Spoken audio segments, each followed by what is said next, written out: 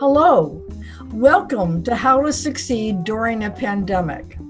I'm Wendy Lally, your host, and I'm delighted that you could join us today. This is the second show of an interview show that began as a 15-minute interview of people in business who were not only managing to survive, but actually thrive during the pandemic.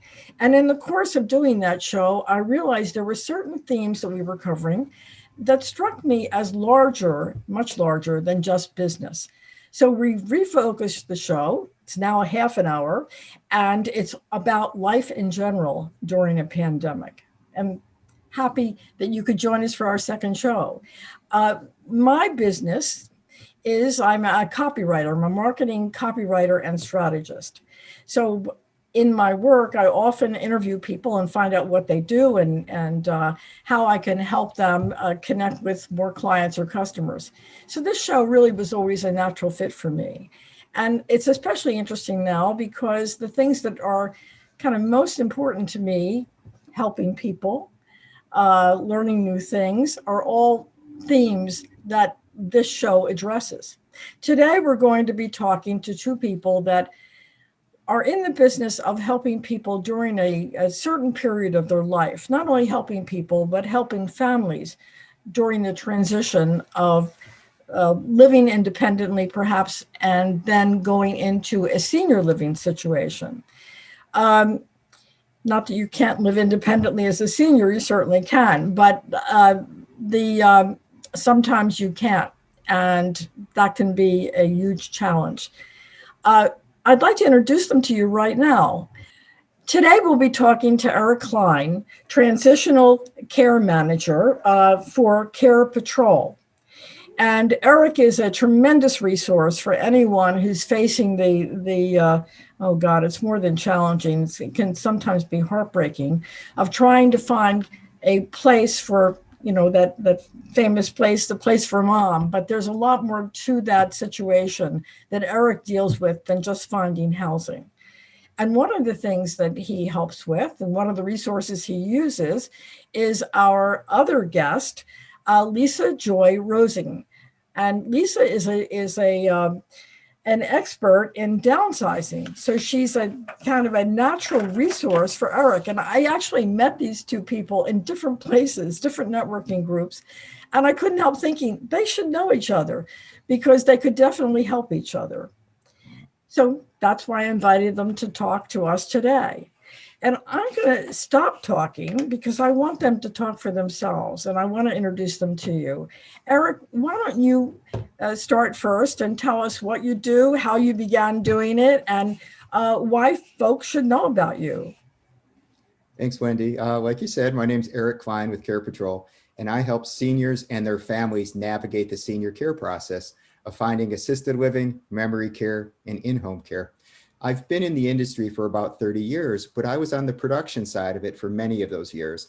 I specialized in healthcare, pharma, and senior living, but I branded those spaces. And I was basically the guy that put lipstick on the pig. I made everybody look good. But when my parents got sick, I ended up with a wife with a health challenge, two parents that needed care, and a mother-in-law with full-blown dementia, on top of a grandma that was 101 years old and needed assisted living. And while I thought I was an expert in senior living, I knew nothing about care. I just knew how to make people look good in communities. So I delved into the care component of that. And as I educated myself, I realized that people were coming to me for advice on where to place their parents, their loved one, their family member. And I developed a reputation for knowing the ins and outs of the senior living communities. And a bunch of years ago, I found Care Patrol and became part of a national network of 150 different independent offices that help seniors find care throughout the country. I specialize in that care in my territory, which is Chicagoland. My partner, Ruthie, and I pretty much cover all of Northern Illinois. And we're not a list service. When you call us, we don't simply provide you a list of names like many of the online service providers. We do what's called a care discovery, which is a very thorough clinical and financial review of your situation. And we stay with you throughout the process evaluating those care needs. We work at point of crisis, which could be a discharge from a hospital or a rehab. And we also work in long-term care planning. So if you think you or a loved one might need care months or years down the line, we help you develop a plan. That's great. And I plan to hold you to that. So we're definitely going to have a discussion.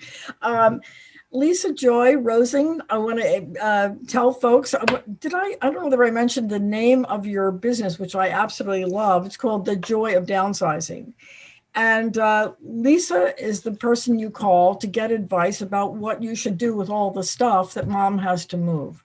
So Lisa, why don't you hop into this conversation and tell us about yourself? Sure. My name's Lisa Joy Rosing, and I run a company called Joy of Downsizing, and it is a senior move management company where I work one-on-one and do downsizing with seniors and others that are looking to move from a larger home into a smaller home. We evaluate what fits. I help decide what my clients should take with them. And then I sketch out a floor plan because my background is in interior design. And actually I spent 10 years in the social work field. So it's a nice combination so that I can help, counsel people through the process, but also with a design twist to make sure that I incorporate what they love about their home right now. I want to make sure that I take those same elements that they love about their home right now and put it in their new home as we design the new floor plan.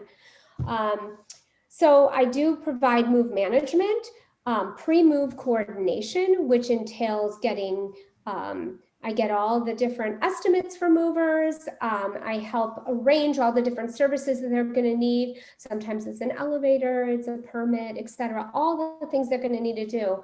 And then I'm there on the move day, doing move day coordination, meeting the moving truck, packing last minute items, making sure we know where all the medicines are, just making sure that the move is organized and ready to go. And of course, the company that I run provides packing services. So what I do is I pack and organize every box so that each box is labeled. And on move day, when I'm coordinating the move, I make sure that they all get in the truck. And sometimes I even put in my own car house plants or stuff from the freezer that we want to make sure we take with. Whatever it takes for my clients, if they want it, it gets done. I cannot imagine anyone else doing what you do. It is just amazing because what you're describing is it's like what you expect a relative to do. Right. Somewhat. It is true. But yeah. It's nice because what happens is that, and I'm sure Eric can attest to this in the same sort of way, a lot of times children want to help their parent move, adult children, and what happens is they have busy professional lives. Maybe they have children, and sometimes it sort of becomes a panic that they're not packed, they're not ready, they don't have everything together. They thought it was going to be easier.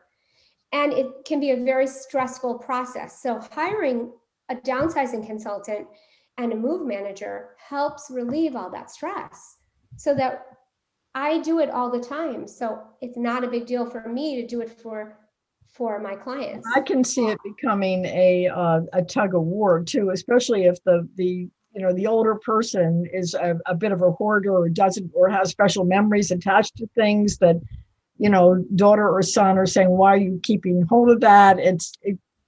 Yeah, you can solve a lot of problems, right? That is true. And I'm the outside professional. So, my clients always appreciate my perspective. And again, I bring that design perspective in addition to practicality. Like, and what I do, let me just say what I do to address that, because it's really important. It's very emotional when you're moving, and especially when you're a senior, because you've had these items in your life, sometimes, for 40, 50, 60 years. And so to all of a sudden go from a 4-bedroom home to a 1-bedroom apartment it's very emotional. And I want it to be joyful. So what I do and what I bring to it is we bring in the whole discussion about what's necessary. And I start out with the fact that the most important treasures need to come. And that's how we focus. And I really hold their hand through the process. I want the pieces of art that make their home special, their family photographs, all of their treasures. I want them to be in the new place. And I Right. want to help them detach from those other items that maybe aren't gonna fit in the new Eric, I lifestyle. wonder, do you do the same kind of assessment like this, when looking at where someone should live, not just are they going to, if they had handrails in the shower or whatever, but uh, is there a movie theater close by if they're, love to do that? I mean, look at what their life is going to be, not just, or the lifestyle is going to be, not just their existence. Yeah, lifestyle is an important part of the transition process. Transitions are difficult for all of us. And when you leave the home that you've spent your lifetime in, where you've accumulated that lifetime of memories, it can be really difficult. So part of our care discovery is not just clinical and financial, but it is determining what things are important to you. Um, if, like you said, if you're a movie buff, if you're a book reader, if you enjoy certain types of food, we're going to incorporate that all into our recommended placement. And we kind of become almost the funnel for those things that are senior living related. So that when we need help with a senior move manager and a downsizing expert, we're going to guide them to somebody like Lisa Joy. When you need help with maybe investing, we're going to bring them to a financial planner. If you need help with your legal paperwork, we'll guide them to an estate or an elder planning attorney. And we start to put a package together for them that's going to help them through that transition process. That's wonderful. Tell me something, and I'm putting this question out to you both. Have you found any difference between what went on last December and what's going on this December in terms of what you do? Obviously, the COVID and the isolation in the nursing homes, I'm sure, is one part of it. But what else is affected? Yeah, I think, COVID dramatically affected the senior industry. Pre-COVID, we were very much built upon a socialization and a hospitality type model. My focus has always been on care, and care needs to be emphasized even more so during COVID. It's become more critical. When a senior moves into a community, they need to be isolated and sometimes quarantined, depending on that community. Mhm. The isolation and the physical separation from people can be difficult. And the number one drawback right now to placement tends to be the lack of abilities for families to visit. So, in the warmer months, we did porch visits and window visits. We could do Zoom calls, but we're constantly looking for creative ways to promote family visitation within both the CDC and the IDPH guidelines. Yeah. And how I'm about you? finding pretty much the same thing, Wendy. I'm finding that my seniors are postponing their moves till the spring. They're we did a bunch of moves in the summer when patio visits were around, and now that those have stopped again because the pandemic is surging, I'm finding that people are postponing till a little bit warmer weather. Okay, I want to ask you guys, given the danger of infection with COVID, do you find it more challenging today to help people through their transition through to senior living than before COVID, or does it make any difference? I think in the Why don't we midst start with you? I think in the midst of the virus scare that there are definitely challenges to placement. There's also merits to placing during the virus scare, because even staying at home does have its risks and challenges. Somebody staying at home may not be able to get the care that they actually need, which can make their situation worse. They might also bring in a caregiver that is seeing multiple families throughout the day or the week, which can potentially increase the risk of virus transmission. And frequent trips to the ER, to primary care doctors, and to specialists are also a concern.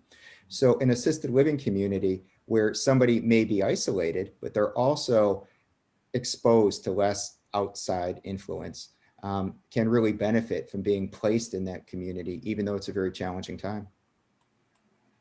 And Lisa, how about you? Is it affected what you do at all, or made it more difficult for you? So I actually still am moving clients during COVID.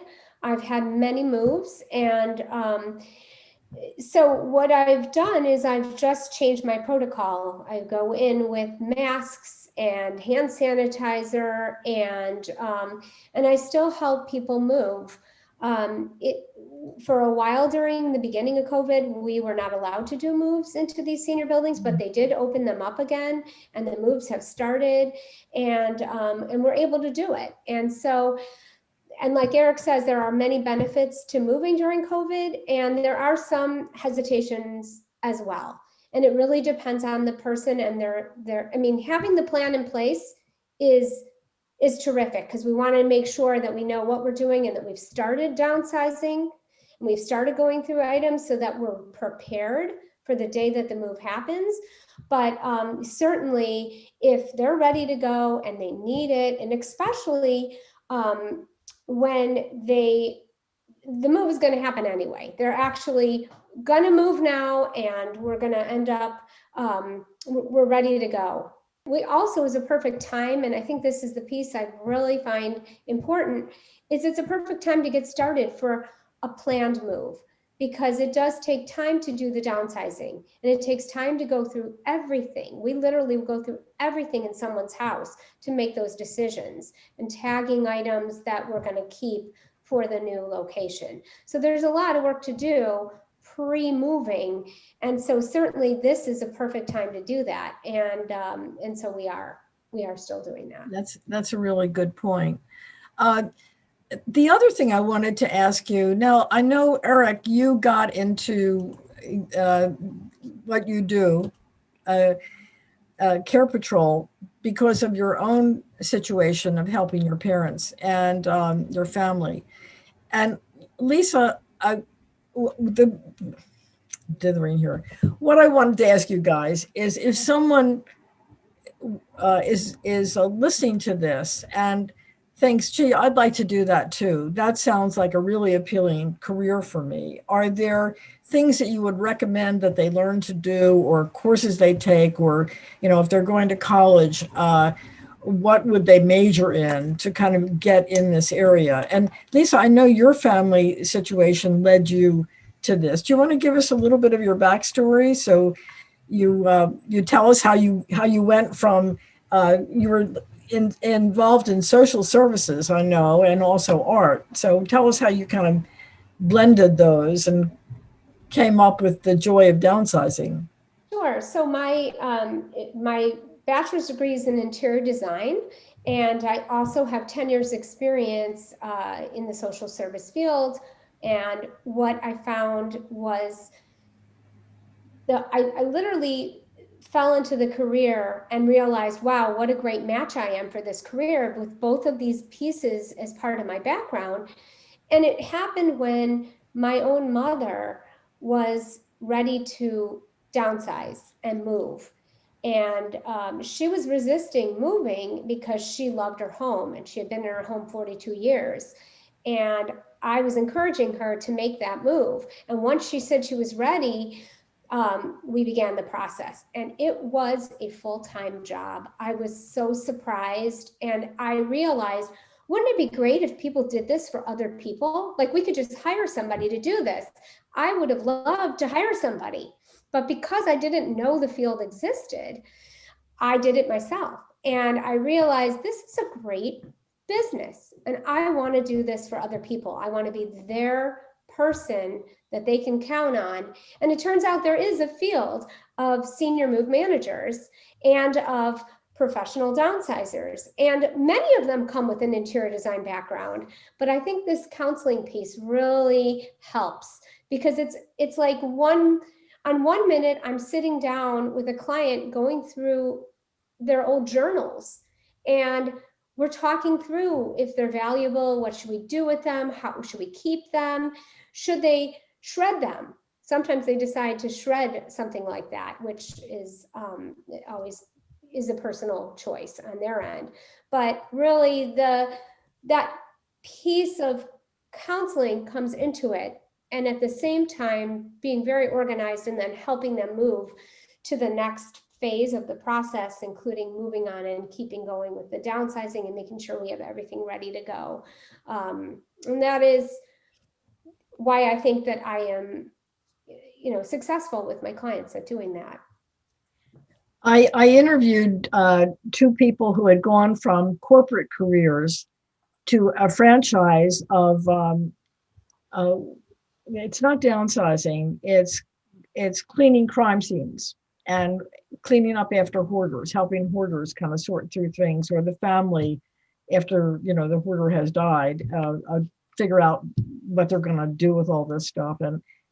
And the thing that they mentioned too was there's a very strong personal element involved, because you're dealing with people's lives.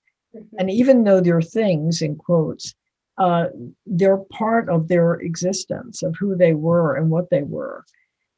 And they got very emotional about it. And and it's funny because you don't think of that profession as in that way, but they regarded it as the most important thing they did. And the way they described their business was, we help people on the worst day of their life, which is when someone's been murdered or committed suicide or whatever, Yes, there are people who do clean outs, and both Eric and I have a colleague who I've worked with many times, and that's what her business is. They do clean outs of people's homes after they've passed away, or even after they've done a move, like to a senior building.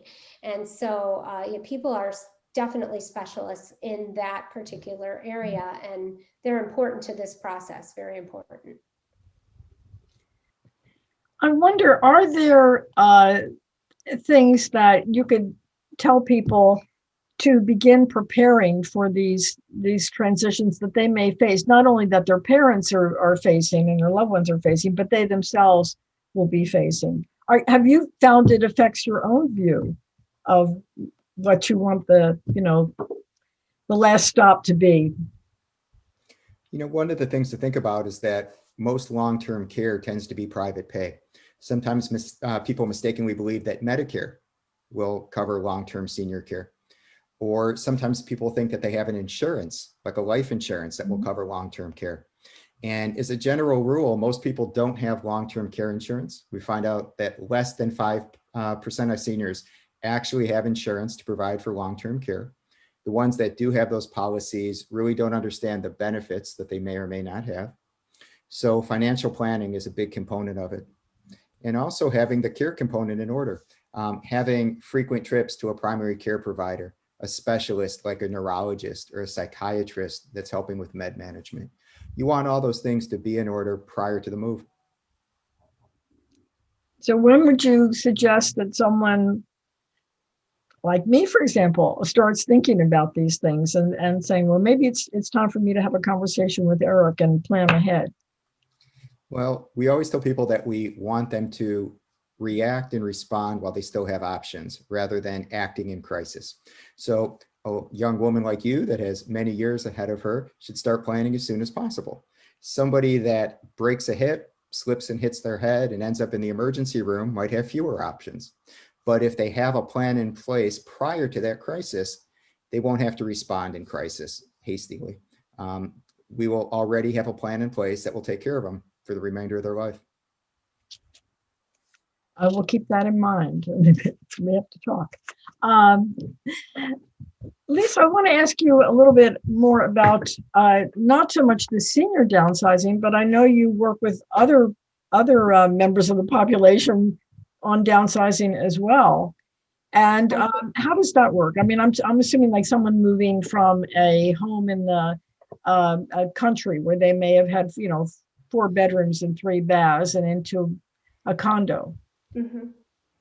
Yeah, so I am a professional organizer in addition to an interior designer and a downsizing consultant. So I will work one-on-one with anybody that wants to downsize their stuff. I will do hourly, I will do a small package with them.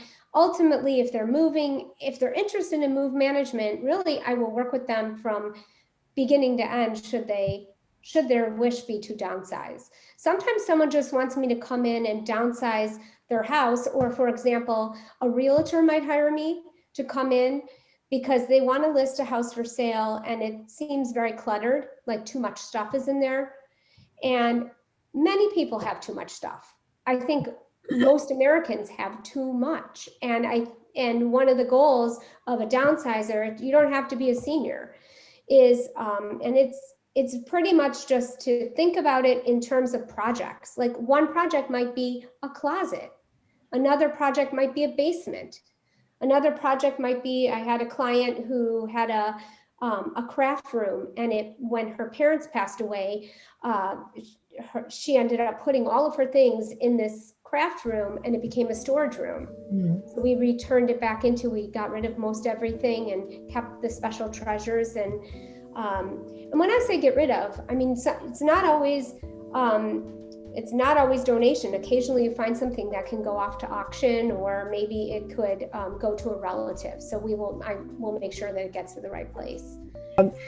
But what I was wondering was, I know there are different kinds of services. There are some that you pay for, and there's also a number of, I think there's a Jewish group that my dad used.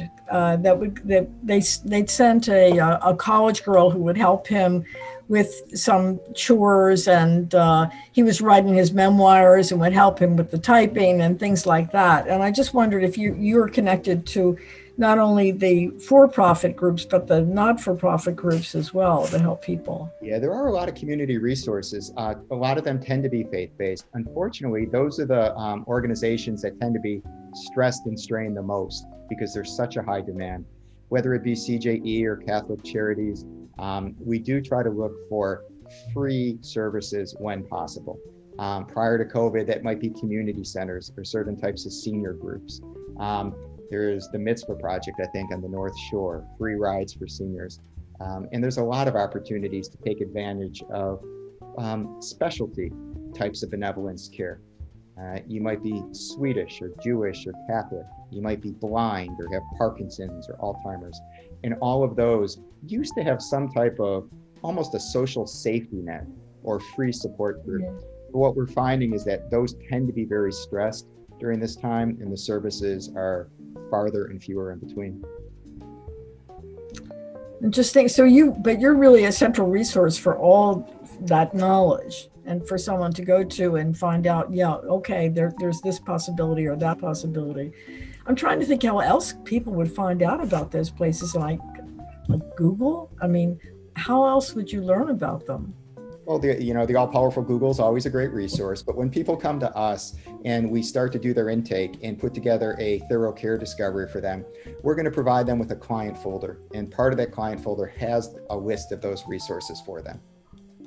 Oh, that's great to know. It really is. Wendy, thanks for having us. Senior care is really best approached as a team effort. And it's always great when somebody like Lisa Joy and I can get together to share our resources, to tell our stories, and really help to just talk about the best way to approach long-term care. So thanks for having us.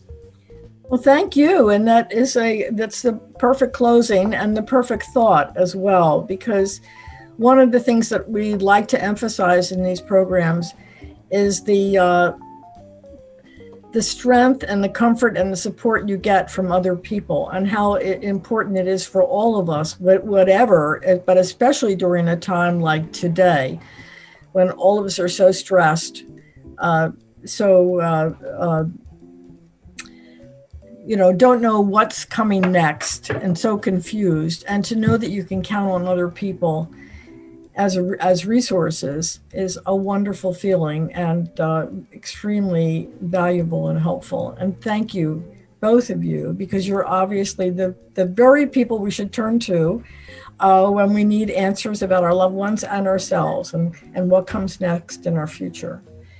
So with that, I want to say goodbye and thank you again. And I hope that we'll meet again. I would like to have you both come back at some point, because we've learned so much today, but I know there's even more for us to talk about.